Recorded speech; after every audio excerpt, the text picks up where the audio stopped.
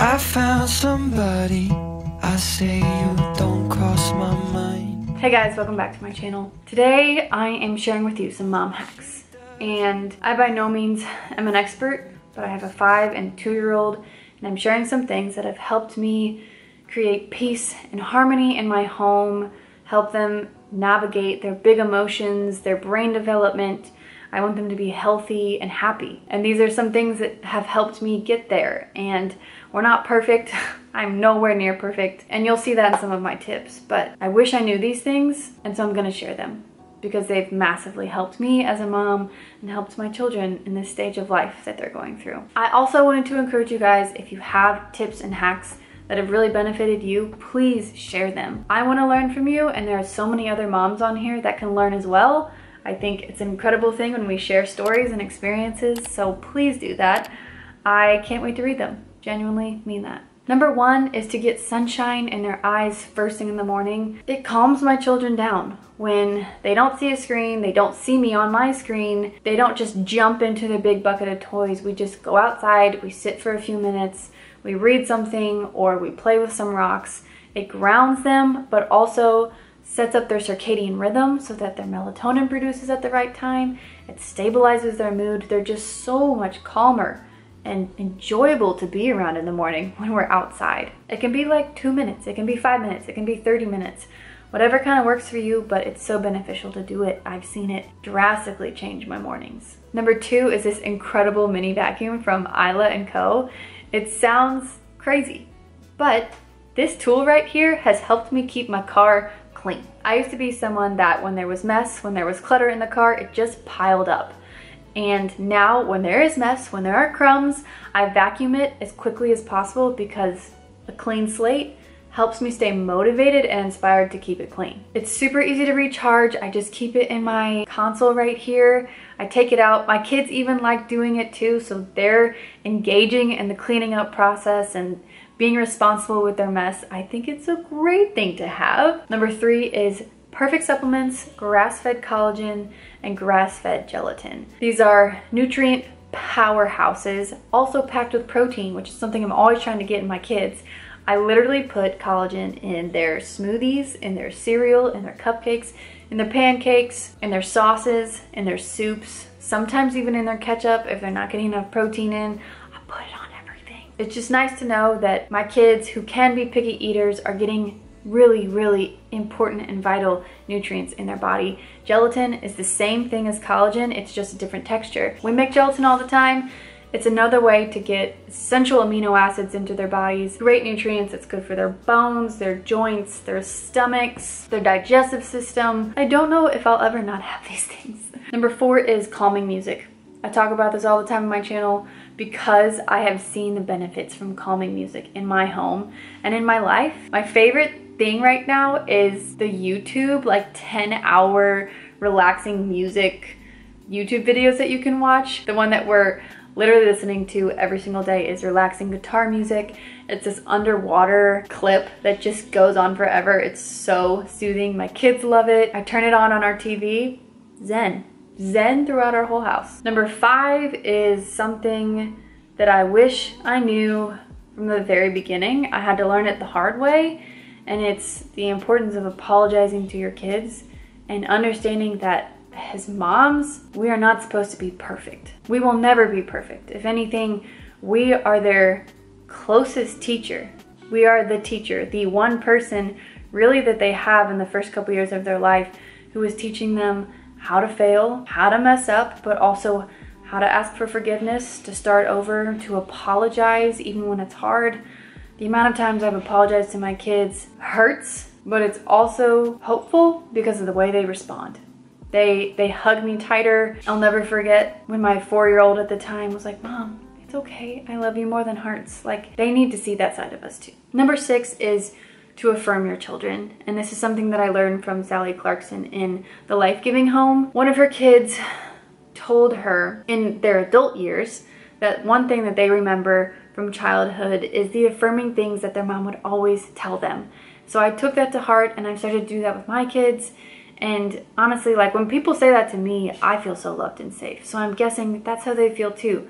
But things like, I love you, I'm so glad that you're mine. I can't wait to wake up in the morning and see you again. You're so special. I love this part about you. I love when you do this. Just things like that, affirming them in a really healthy way. Not making them depend on us for affirmation and applause, but just like encouraging them by saying, you are a wonderful child. You know, my kids love it. I've seen it. It's sweet. It's really, really sweet. Number 7 is to play I Spy in the car. One of my mom friends told me this a few months ago. We started doing it, and it has saved me so many times from those meltdowns, those rough car rides. We know they're inevitable, but I Spy has wildly, wildly changed our car ambiance. And they're observing things, I'm looking out the window and looking for new stuff. I think it's a great game. Number 8 is to consider wearing more dresses. I'm doing an entire video on this subject that I cannot wait to finish and share with you guys.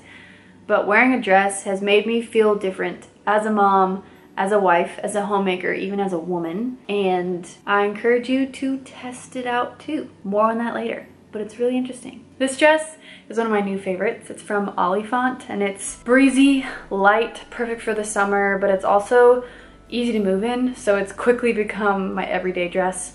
I love it, and you'll see it in the next video plenty, but I wanted to show it to you guys today because I just love it that much. Number 9 is red light therapy. We introduced this to our family about a year ago for immune support, for better sleep, for better moods, and it's done exactly that. We've done it before bed every single night for the past, I don't know, 8 months, and it really helps them get into this calm state instead of this bouncing off the walls version that they were in and they have been in. They still get in that sometimes. But turning on the red light therapy, I know that it's supporting them on a cell level. It's just so healing to them, and I've seen it in my own self, I've seen it in them. So it's something that we do every day. It's just a little tiny hack. We use the brand Cozy if you're in the market for that. They have many ones, they have big ones. I will not say that you're doing anything wrong if you don't get a red light therapy. It's just been a really nice healing tool that my family and I have used. Number 10 is washable everything.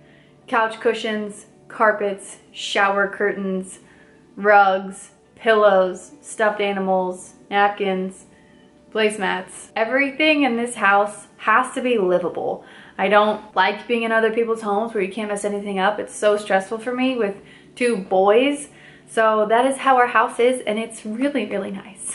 Our rug is from Ruggable. It's so nice. Something spills, not a big deal. Mommy doesn't flip out. She just throws them in the wash. 11 is using puppets or stuffed animals to communicate hard things or when they're really just not wanting to listen to you. I got this tip from a friend who actually works with kids, and it's been so helpful. It allows them to have a safe conversation with the stuffed animal without an angry or upset or frustrated mom. When I'm in that place, I just grab a little stuffed animal and we have a conversation. So helpful. Number 12 is the nature options on television. I'm a working mom. TV is kind of inevitable for me. We don't have a huge backyard. We just have like a patio that we share with the apartment complex. And instead of just sitting them down in front of a TV show that's kind of addicting or overstimulating, I turn on like a volcano documentary or Crocodile Hunter or something where they're learning about nature, their vision, like they're seeing things outside. I just know it's benefiting them so much more, and I feel so much less guilt. And it's just a helpful thing that I learned way too late, so maybe it'll help you. 13, and this probably won't come as a surprise, but minimal and simple bedrooms.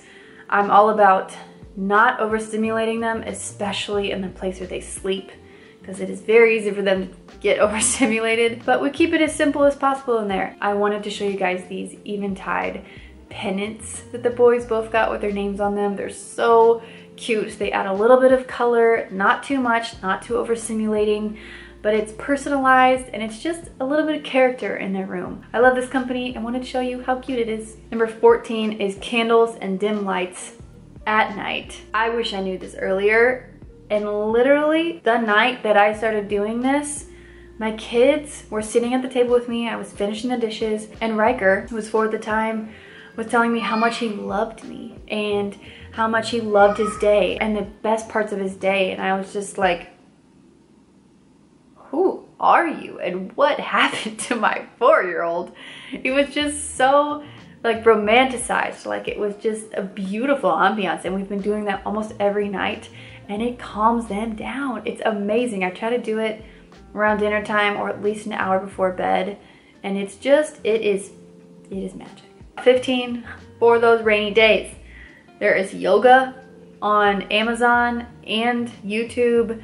There are kids like exercise videos that when I'm just like going a little crazy and I need them to get some energy out and it's raining, that's what we go to. Again, on the topic of magic, just really works. Number 16, and this probably is super like duh to you, but playgrounds are awesome, and finding new playgrounds in your city is really fun, especially for me. Like I've gone to parts of Missouri that I've never been to before, just in search of a playground. It's fun for them to explore and adventure, to be outside, to meet new kids. I follow this STL Moms page on Instagram, and they post about all the different playgrounds in St. Louis, and it's so much fun. We explored a new one this week, found a little like water fountain system thing. It was awesome. So just go adventure, find a new playground. 17, shoes off inside and outside. Inside because I don't want those germs and the toxic chemicals that other people use on their floors. And then outside because I want them to get grounded, to feel the effects, the negative ions that come from the earth and come from grounding. It's so beneficial. It calms me down.